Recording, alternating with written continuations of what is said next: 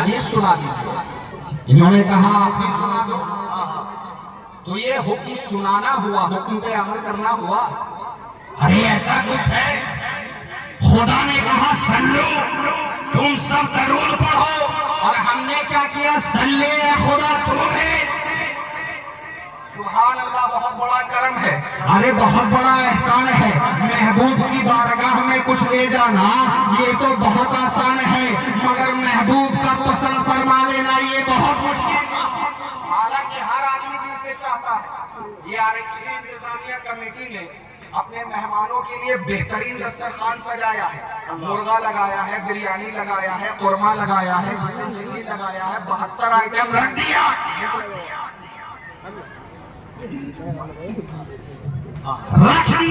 اگر پسند نہیں آیا، خواہش تھی ان لوگوں کی اس وقت چپاتی روٹی کھانے کی، سبزی اور بھاجی کھانے کی، طبیعت کے مطابق نہیں ہوا، واپس کر دیا۔ میں نے 5 میٹر ساٹن کا کپڑا لیا اور علماء کرام کی خدمت میں پیش کر دیا، واپس چلا آ رہا۔ کہا یہ سارے کپڑے سرن کے ہیں، ساٹن کے ہیں، اس وقت میری خواہش ہے ادھی کی۔ میاں یہ تو انسان پہ انسان کا تحفہ لوٹایا جا رہا ہے، لیکن وہ ذات نہ جس کے ہم مقام کو سمجھے، نہ جس کے مرتبے کو جانے، نہ اس کی عظمت سے ہم واقف، نہ اس کے شان کی ہم کو خبر، اور اس کی بارگاہ ہمیں اس کی شان کے مطابق کیا لے جاتے، اور اگر لے جاتے اور پسند نہیں آتا تو زندگی مردود ہو جاتی۔ تو کتنا بڑا کرم ہے کہ درود بھی پڑھا رہا ہے خدا، صرف میری زبان ہل رہی ہے، کام تو رحمت پروردگار کا۔ یہی درود ہے، کسی کو ہم رچا لے، مسالے سجا لے تو سمجھو زندگی سنور گئی۔ آج جلسوں میں ہزاروں خدائیں ذکر درود پہ سنتے ہو، لیکن میرے آقا نے فرمایا کہ جس کے سامنے میرا ذکر کیا جاوے اور وہ مجھ پہ درود نہ پڑھے، فقط جفانی، وہ مجھ پہ ظلم کر رہا ہے۔ آگے آپ کو بآواز بلند درود پاک سب کو پڑھنا ہے، بآواز بلند درود پاک۔ اللہم صلی علی سیدنا محمد۔ حضور کے سامنے میرا ذکر کیا جائے اور وہ مجھ پہ درود نہ پڑھے، فقط جفانی، وہ مجھ پہ ظلم کرتا ہے۔ اب ایک بات بتاؤ کہ نبی پہ ظلم کرنے والے کا کوئی ٹھکانہ ہے؟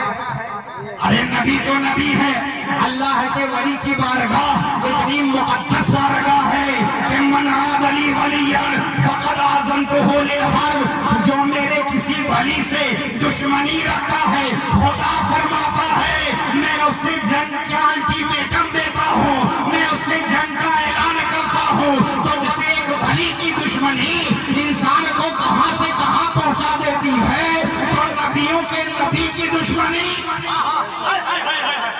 ایک ٹھکانہ ہے۔ اللہ کے حبیب صلی اللہ علیہ وسلم نے فرمایا کہ جس کے سامنے میرا ذکر کیا جائے وہ مجھ پہ درود نہ پڑھے، فقط جفان، وہ مجھ پہ ظلم کرتا ہے۔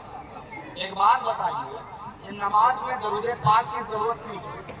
نماز میں درود پاک کی ضرورت کیوں ہے؟ بہت تفصیل ہوگی، جملوں میں کام لے رہا ہوں کیونکہ باہر سے آئے ہوئے مہمان کو آپ سنیں گے، میں زیادہ وقت آپ کا لوں گا نہیں، بس جملوں میں کام کر رہا ہوں کہ نماز میں درود پاک کی ضرورت اس لیے تھی کہ نماز میری ہو، وسیلہ رسول اور آل رسول کا ہو، تاکہ مردود نماز بھی مقبول ہو جائے۔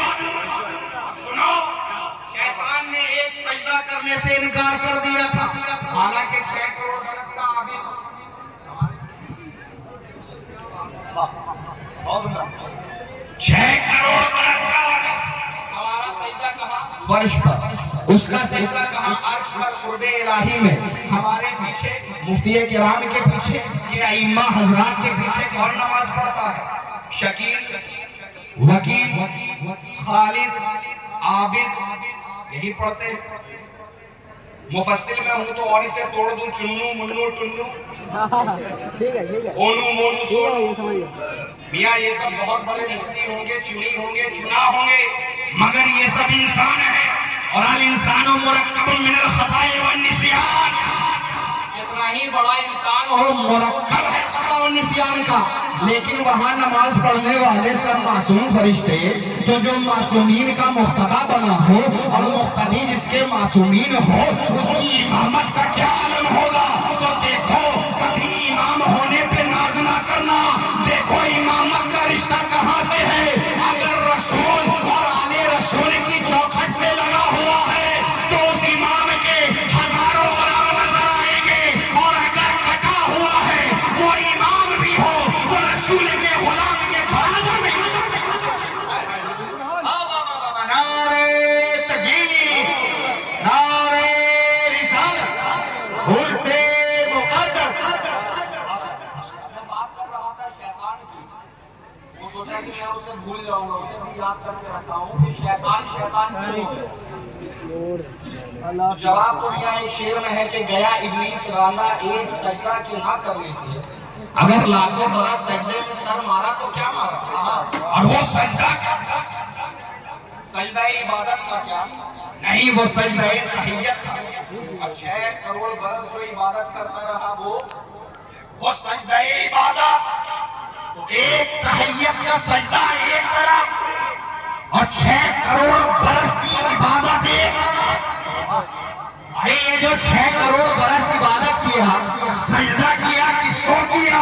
خدا کو کیا، بغیر سما کے کیا، بغیر ریا کے کیا، بغیر تکبر کے کیا، بغیر گھمنڈ کے کیا، تو وہ سارے سجدے نان اسٹاپ۔ اور حضرت ایک سجدے سے جو انکار کیا، اے خدا عالم الغیب و شہادہ، ایک سجدے سے جو انکار کیا، مولا تیری کبریائی سے انکار نہیں تھا، تیری بڑائی سے انکار نہیں تھا، تیری الوہیت سے انکار نہیں تھا، صرف آدم کی عظمت سے انکار تھا۔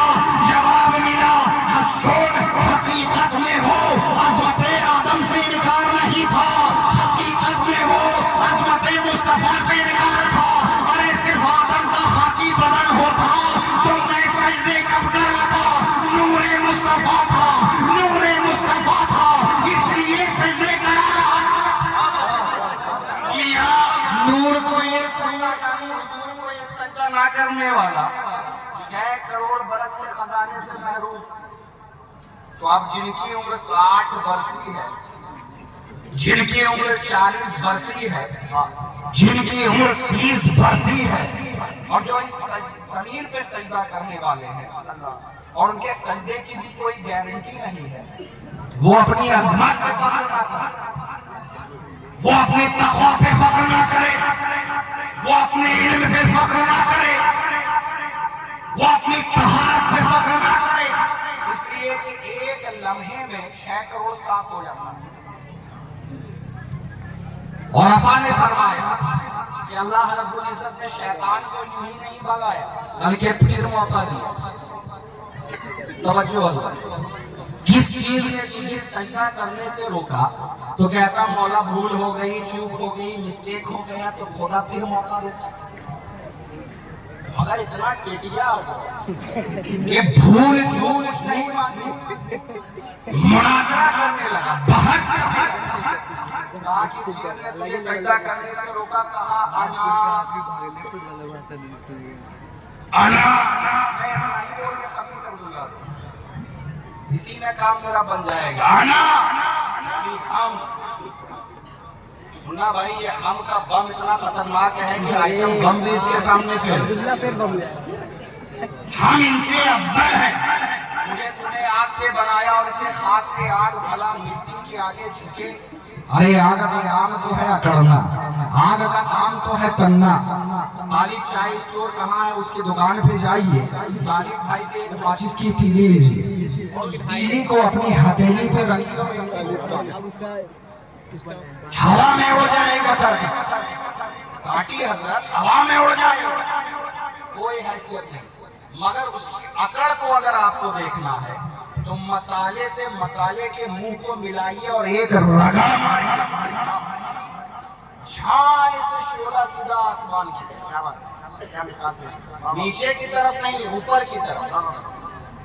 درگاہ چلے جائیے، اوپر موم بتی جل رہی ہوگی، غریبوں نے 5 روپے والی جلائی ہوگی، امیروں نے یہ موٹی جلائی ہوگی، مگر جل رہی ہوگی، اور دونوں کا ناؤ آسمان کی طرف ہوگا۔ کسی بھی موم بتی کے لو کو زمین کی طرف دیکھا ہے؟